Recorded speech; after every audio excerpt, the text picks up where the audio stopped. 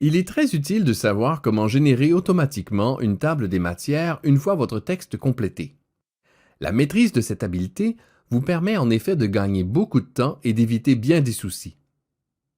Quand vous rédigez un texte, portez toujours une attention particulière aux titres ainsi qu'aux sous-titres, car ils apparaîtront intégralement dans la table des matières. Assurez-vous aussi d'avoir paginé votre document. Ainsi, chacun des titres et des sous-titres sera lié au numéro de page correspondant. Les titres et les sous-titres doivent être formatés à l'aide d'un style particulier pour être affichés intégralement dans la table des matières. C'est à cette étape que la plupart des logiciels de traitement de texte offrent la fonctionnalité qui permet d'insérer facilement une table des matières automatisée. Pour illustrer cet exemple, nous utilisons la version Word 2010. Notez que la démarche proposée diffère d'un logiciel à l'autre et que différents autres parcours peuvent être utilisés pour atteindre la maîtrise de l'habileté qui fait l'objet de cette capsule. Pour commencer, il faut s'assurer que la fonction de numérotation de page est activée. Dans le présent exemple, il suffit de cliquer sur l'onglet « Insertion » dans le ruban, puis sur le bouton « Numéro de page » et de sélectionner l'endroit où les numéros de page doivent s'afficher. En l'occurrence, en bas à droite de la page.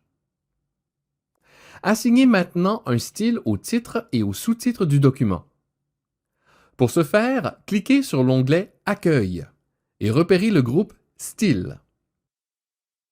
Sélectionnez ensuite, avec le curseur, la portion du texte qui constitue le titre ou le sous-titre pour y associer le style souhaité.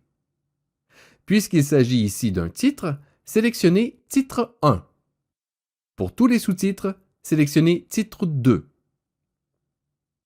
Une fois que tous les titres et sous-titres sont correctement formatés, il suffit de placer le curseur à l'endroit où vous souhaitez intégrer la table des matières. Repérez ensuite l'onglet « Références » du menu et cliquez sur « Table des matières ». Cliquez sur l'un ou l'autre des modèles de table des matières proposés. Dans cet exemple, nous sélectionnons la table automatique 2. Après quelques secondes, la table des matières s'affiche. Vous pouvez maintenant ajuster la mise en page.